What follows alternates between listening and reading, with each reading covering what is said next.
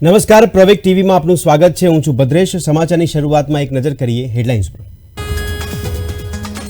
અમદાવાદ ગાંધીનગરમાં ભર બપોરે વરસાદી માહોલ જોવા મળ્યો। કેટલાક વિસ્તારોમાં કરા પડ્યા, નીચાણવાળા વિસ્તારોમાં વરસાદી પાણી ભરાયા।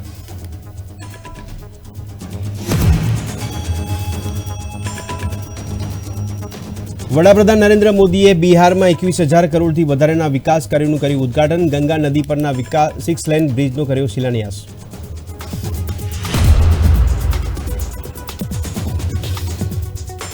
વડાપ્રધાન નરેન્દ્ર મોદીએ બંગાળમાં 15,000 કરોડના વિકાસ કાર્યોનું અનાવરણ કર્યું। ટીએમસી સરકાર પર કર્યા પ્રહારો।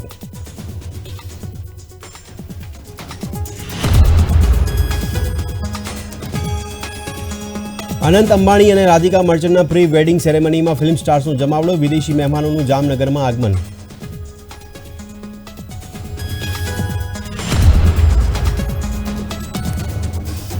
રાજસ્થાનના ધોલપુરથી રાહુલ ગાંધીએ ભારત જોડો ન્યાય યાત્રા શરૂ કરી। ધોલપુરથી યાત્રા મધ્યપ્રદેશમાં પ્રવેશ કરશે।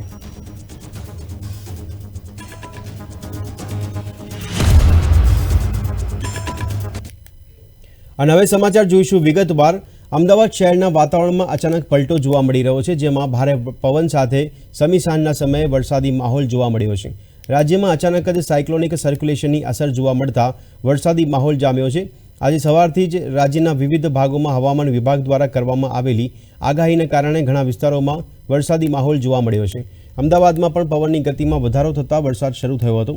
વસ્ત્રાપુર ગોતાથી લઈને એસજી હાઈવે તેમજ વેજલપુરથી લઈ થલતેજ પકવાણ સહિતના વિસ્તારોમાં વરસાદના કારણે રસ્તાઓ પર પાણી ફરી વળ્યું હતું।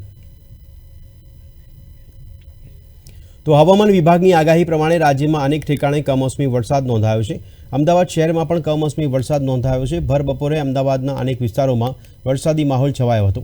થોડીક વારમાં જ વરસાદને કારણે અમદાવાદના કેટલાક વિસ્તારોમાં પાણી જ પાણી થઈ ગયું હતું। ખાસ કરીને શહેરના પશ્ચિમ વિસ્તાર એવા ગોતામાં ખાબકેલા વરસાદને કારણે નીચાણવાળા વિસ્તારોમાં પાણી ભરાઈ ગયા હતા, તો કેટલાક વિસ્તારોમાં કરા પડ્યા હોવાના પણ અહેવાલો સાંપડી રહ્યા છે। હવામાન વિભાગ પ્રમાણે રાજ્યમાં વાતાવરણમાં અચાનક પલટો આવ્યો છે, ત્યારે અમદાવાદ સહિત ગાંધીનગરમાં બપોરના સમયે આજે વરસાદી માહોલ સર્જાયો હતો। બપોરના સમયે વાતાવરણમાં અચાનક જ પલટો આવતા ગાંધીનગર શહેરની આસપાસ વરસાદી માવઠું પડ્યું હતું, તો કેટલાક વિસ્તારોમાં કરા પણ પડ્યા હતા।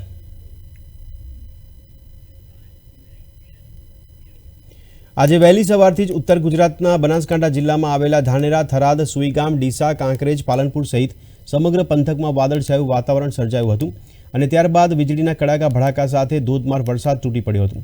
બીજી તરફ સરહદી વિસ્તારમાં તૈયાર થયેલી રવિ સિઝનને પણ કમોસમી વરસાદથી મોટું નુકસાન થયું હોવાના અહેવાલો મળ્યા છે।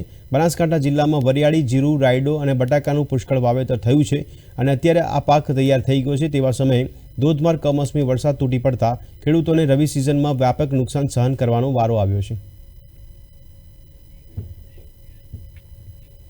માર્ચ મહિનાની શરૂઆત સાથે જ રાજ્યના વિવિધ વિસ્તારોમાં કમોસમી વરસાદ ખાબક્યો છે। સૌરાષ્ટ્ર, કચ્છ, ઉત્તર ગુજરાતના ઘણા ભાગોમાં કમોસમી વરસાદને કારણે ખેડૂતોની ચિંતામાં વધારો થયો છે, જેમાં પણ બનાસકાંઠા અને પાટણમાં યાર્ડમાં રાખવામાં આવેલી જણસી પલળી ગઈ છે, જ્યારે બાપલા, વક્તાપુરા, પાલોતરા, કુંડી સહિતના વિસ્તારોમાં વરસાદને કારણે તૈયાર પાકને નુકસાન થયેલું જોવા મળ્યું છે। વીજળીના ચમકારા સાથે થયેલા વરસાદથી રાયડો, જીરું, વરિયાળી, બટાકા સહિતના પાકોમાં નુકસાન થયું છે।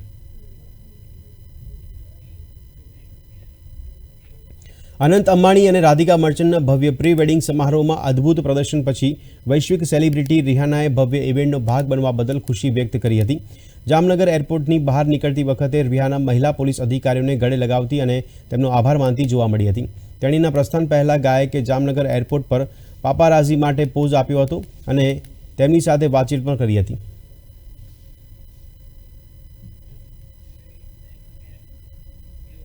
મુકેશ અંબાણીના નાના પુત્ર અનંત અંબાણી અને તેની ભાવિ પુત્રવધુ રાધિકા મર્ચન્ટના પ્રી વેડિંગ સેરેમની જામનગરમાં ચાલી રહ્યો છે, ત્યારે પ્રી વેડિંગ સેરેમની માટે બોલિવૂડ સ્ટાર્સનું જામનગર જમાવડો જોવા મળ્યો છે। દિલજીત દોસાંજ, વિક્કી કૌશલ, કેટરીના કૈફ, શાહિદ કપૂર અને કિરણ રાવ જામનગર પહોંચ્યા હતા।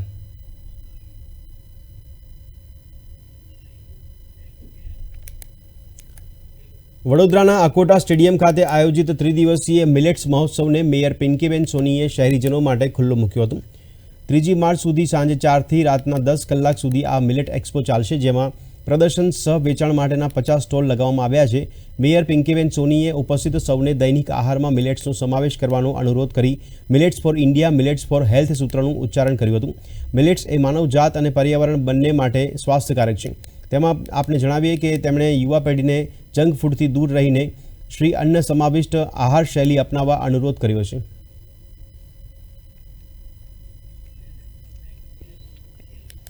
ગુજરાતના રાજશ્રી આશ્રમ જાખણ લીંબડી ખાતે ગુજરાત અર્થશાસ્ત્ર એસોસિએશનની 2 દિવસીય વાર્ષિક કોન્ફરન્સનું આયોજન કરવામાં આવ્યું હતું. NS Patel arts college Anand તથા ગુજરાત ઇકોનોમિક એસોસિએશન અને ઇન્ડિયન ઇકોનોમિક અને એલાઇડ સાયન્સ એસોસિએશનના સંયુક્ત ઉપક્રમે 2 દિવસીય કોન્ફરન્સ યોજાઈ છે.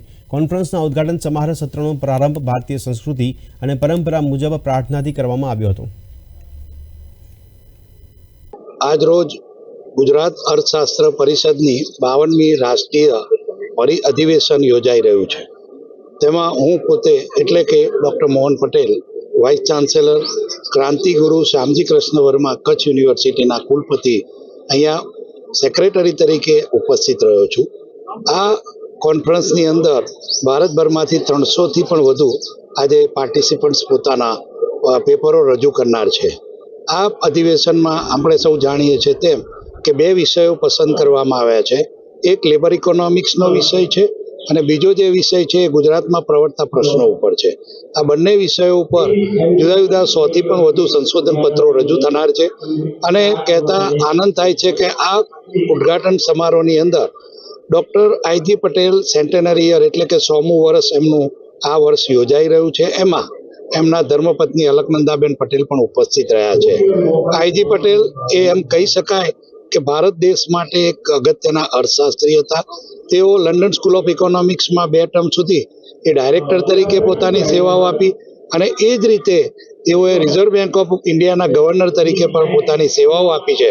અને ગુજરાતના પનોતા પુત્ર અને અર્થશાસ્ત્રીએ સૌપ્રથમ નોકરીની શરૂઆત એ MS યુનિવર્સિટી ઓફ વડોદરાની અંદર 25 વર્ષની ઉંમરે ડાયરેક્ટ પ્રોફેસર તરીકે આપી હતી. અને આવા વિદ્વાન અર્થશાસ્ત્રીની યાદમાં આ કોન્ફરન્સ રાષ્ટ્રીય સ્તરે યોજાઈ રહી છે અને ભારતભરમાંથી જુદા જુદા પ્રદેશમાંથી અર્થશાસ્ત્રીઓ ભાગ લઈ રહ્યા છે.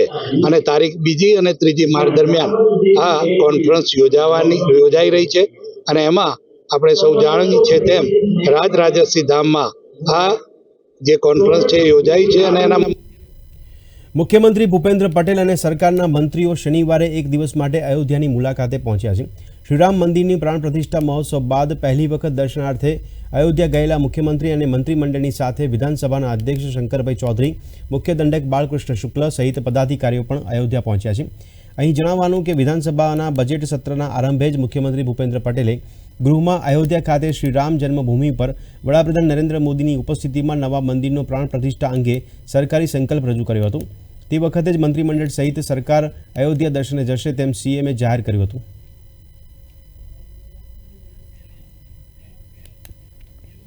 અમદાવાદ યુથ કોંગ્રેસ પ્રવક્તા મુકેશ આંજણાએ ખેડૂતોને ન્યાયની માંગણી સાથે સરકાર પર પ્રહાર કર્યા હતા.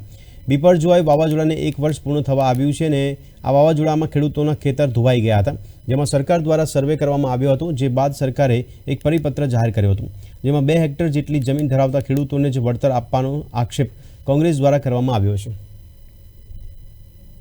20 વીઘા જમીન હોય કે 5 વીઘા જમીન હોય, એમાં ખેડૂતોના ખેતરો તણાઈ ગયા હતા. અને જ્યારે બી આ સરકારે જ્યારે બી સર્વે કરાવીને યાદી તૈયાર કરી ત્યારે એમાં ખેડૂતોના નામ આવ્યા, પણ માત્ર ને માત્ર 2 હેક્ટર જે જમીન હોય એને જ સહાય આપવાનું નક્કી કર્યું. વડાપ્રધાન નરેન્દ્ર મોદીએ શનિવારે બિહારના ઔરંગાબાદમાં રૂપિયા 21,400 કરોડની અનેક વિકાસ યોજનાઓનું ઉદ્ઘાટન કર્યું. ઔરંગાબાદમાં મોદીએ રૂપિયા 18,000 કરોડથી વધુના નેશનલ હાઈવે પ્રોજેક્ટનું અનાવરણ પણ કર્યું હતું. તેમણે ગંગા પર 6 લેન બ્રિજ માટે શિલાન્યાસ પણ કર્યો, જે હાલના JP ગંગા સેતુની સમાંતર બનાવવામાં આવશે. તેમણે 3 રેલવે પ્રોજેક્ટ રાષ્ટ્રને સમર્પિત કર્યા. PMA નમામી ગંગે યોજના હેઠળ 2,190 કરોડથી વધુની કિંમતના 12 પ્રોજેક્ટનું પણ ઉદ્ઘાટન કર્યું. આમાં પટના, સોનેપુર, નાગોચિયા અને છાપરામાં સિવરેજ ટ્રીટમેન્ટ પ્લાન્ટનો પણ સમાવેશ થાય છે. આ કાર્યક્રમમાં બિહારના મુખ્યમંત્રી નીતિશ કુમાર અને ડેપ્યુટી CM સમ્રાટ ચૌધરી પણ હાજર હતા.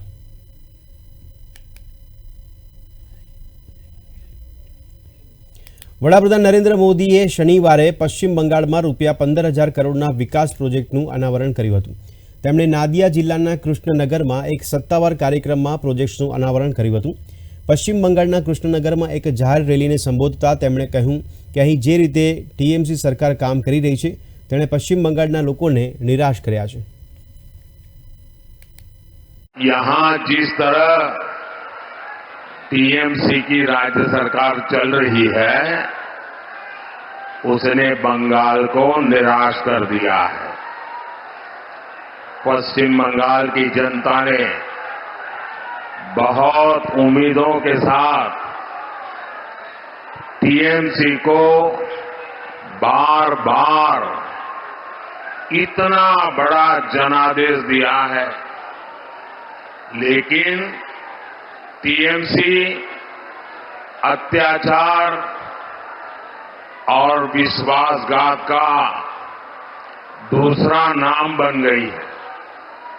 टीएमसी के लिए बंगाल का विकास नहीं बल्कि भ्रष्टाचार और परिवारवाद ही प्राथमिकता है.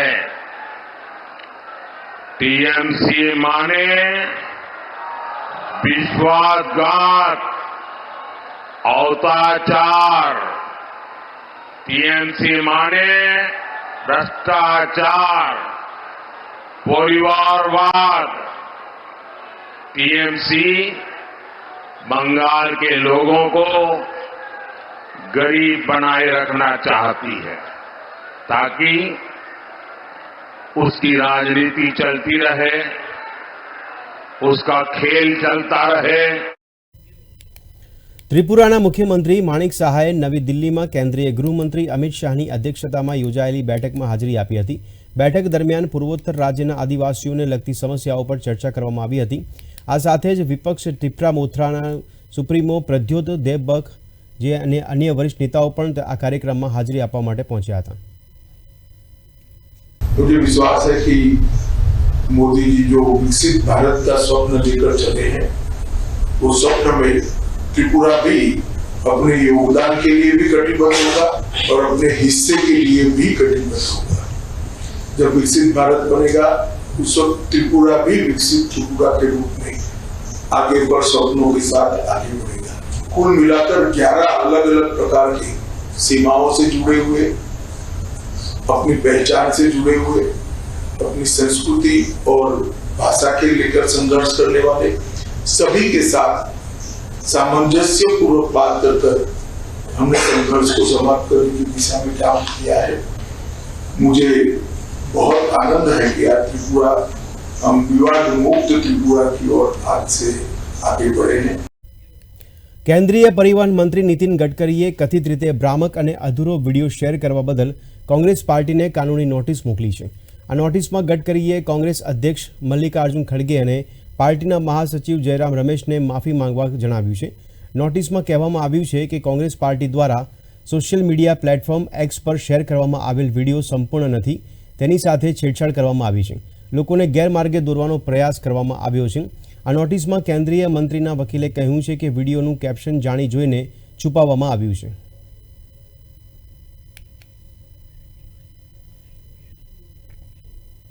તો નીતિન ગડકરીની કાનૂની નોટિસ પર જયરામ રમેશનું નિવેદન સામે આવ્યું છે. તેમણે કહ્યું કે આ મુદ્દે પાર્ટી નીતિન ગડકરીની કાનૂની નોટિસનો જવાબ આપશે અને જો જરૂર પડશે તો કાનૂની પગલાં પણ લેશે. આપણે જણાવીએ કે કેન્દ્રીય મંત્રી નીતિન ગડકરીએ શુક્રવારે કોંગ્રેસ અધ્યક્ષ મલ્લિકાર્જુન ખડગે અને જયરામ રમેશને એક્સ પર તેમના વિશે ભ્રામક અને બદનક્ષીભર્યા સમાચાર સામગ્રી શેર કરવા બદલ કાનૂની નોટિસ મોકલી છે. हमें जवाब देना है, हम जवाब देंगे. हमने कोई गलती नहीं की है, कोई गलती नहीं की है. उन्हीं के बयान, उन्हीं के शब्द, उन्हीं के वाक्यों का हमने इस्तेमाल किया है. परेशानी में है तो उसका हम जवाब देंगे. जो कानूनी कार्रवाई करनी है हमें, हम करेंगे. हमें नोटिस मिला है और हम उसका जवाब देंगे. છત્તીસગઢમાં ભાજપ મહિલા મોરચાએ રાયપુરમાં સંદેશ ખાલીની ઘટનાનો વિરોધ કર્યો હતો. છત્તીસગઢ ભાજપ મહિલા મોરચાના પ્રદેશ અધ્યક્ષ શાલિની રાજપૂતના નેતૃત્વ હેઠળ મહિલા કાર્યકરોએ પશ્ચિમ બંગાળમાં સંદેશ ખાલીની ઘટનાને લઈને મમતા બેનર્જીનો વિરોધ કર્યો અને સૂત્રોચ્ચાર કર્યા. તેમણે સંદેશ ખાલીની ઘટના માટે મમતા બેનર્જીને જવાબદાર ગણાવી તેમના રાજીનામાની માંગ કરી હતી.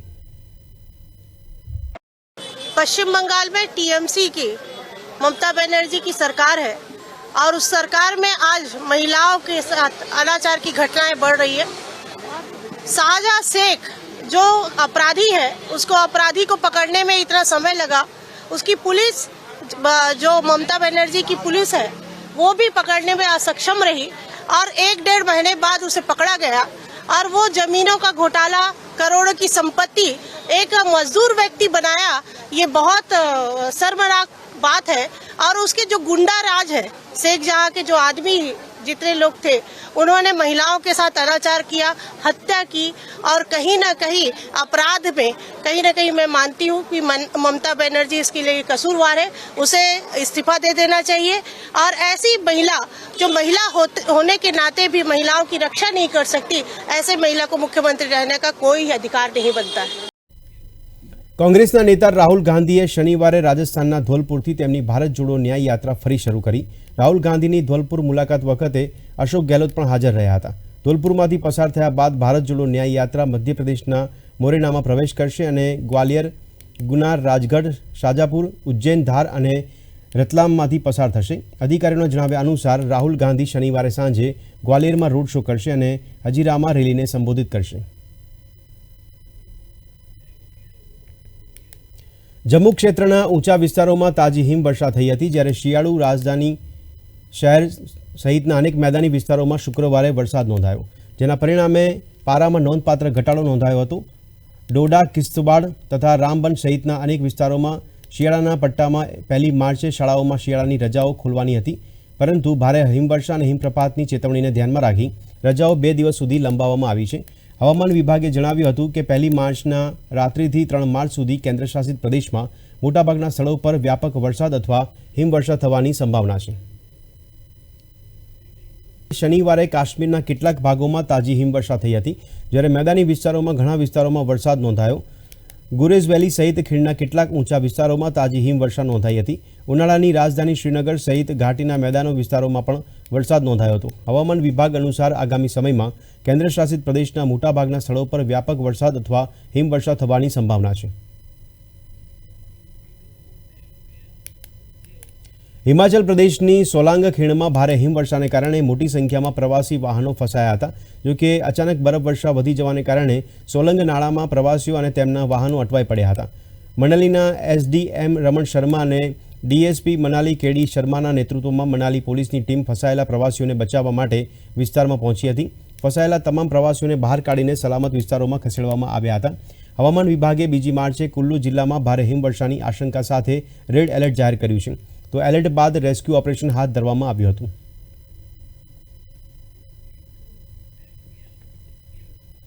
વિશ્વ વેપાર સંગઠન એટલે કે WTOની 13મી મંત્રીસ્તરીય પરિષદ અબુધાબી યુએઈમાં શરૂ થઈ હતી। કેન્દ્રીય વાણિજ્ય અને ઉદ્યોગ મંત્રી પિયુષ ગોયલ ભારતીય પ્રતિનિધિત્વ મંડળનું નેતૃત્વ કર્યું હતું। ઉલ્લેખનીય છે કે 13મી WTO મંત્રીસ્તરીય પરિષદ WTO સભ્યો માટે વૈશ્વિક વેપાર પ્રણાલી, ખાસ કરીને કૃષિ વેપાર અને ખાદ્ય સુરક્ષાના નિર્ણાયક મુદ્દાઓને ઉકેલવા માટે એક મંચ પૂરું પાડે છે। G33માં 47 દેશોનો સમાવેશ થાય છે અને તે વિકાસશીલ રાષ્ટ્રોનું ગઠબંધન છે, જે તેના સભ્યોમાં ભારત, ચીન અને ઇન્ડોનેશિયા સહિતના દેશોનો સમાવેશ થાય છે। On the agriculture, we didn't have any problematic issues. As you are aware, we have a peace clause on the public stock holding that we enjoy, and therefore our procurement of grain for distribution to the poor continues uninterrupted and without hindrance. On fisheries, we found several ambiguities in the proposals that were on the table. More particularly, some of the subsidies that certain countries give were sought to be excluded. Definitions were not satisfactory. And several areas where deeper consultation and greater degree of flexibility is required to ensure a fair and balanced agreement were not possible in such a short period of time. I think it will need a lot of work at Geneva for WTO and the General Council to resolve. by and large, the objectives with which we had come to Abu Dhabi are largely met, and we go back fully satisfied. પૂર્વ દિલ્હીના ભાજપના સાંસદ ગૌતમ ગંભીર રાજનીતિ નહીં કરે તેમણે આ અંગે પીએમ મોદી અને અમિત શાહને સોશિયલ મીડિયા પોસ્ટ દ્વારા વિનંતી કરી છે. ગંભીર હવે માત્ર ક્રિકેટ પર ધ્યાન કેન્દ્રિત કરવા માંગે છે. તે સ્પષ્ટ છે કે તેઓ આ વખતે લોકસભાની ચૂંટણી નહીં લડે. તેમણે કહ્યું કે તે ક્રિકેટને કારણે પોતાની રાજકીય જવાબદારીઓમાંથી મુક્ત થવા માંગે છે. તેમણે ભાજપ અધ્યક્ષ જેપી નડ્ડાને ફરજમાંથી મુક્ત કરવા વિનંતી કરી છે.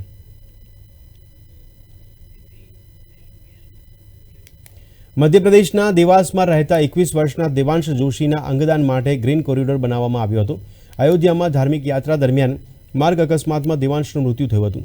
પુત્રના મૃત્યુના આઘાતથી પીડિત જોશી પરિવારે દેવાંશના અંગોનું દાન કરીને દાખલો બેસાડવાનું નક્કી કર્યું.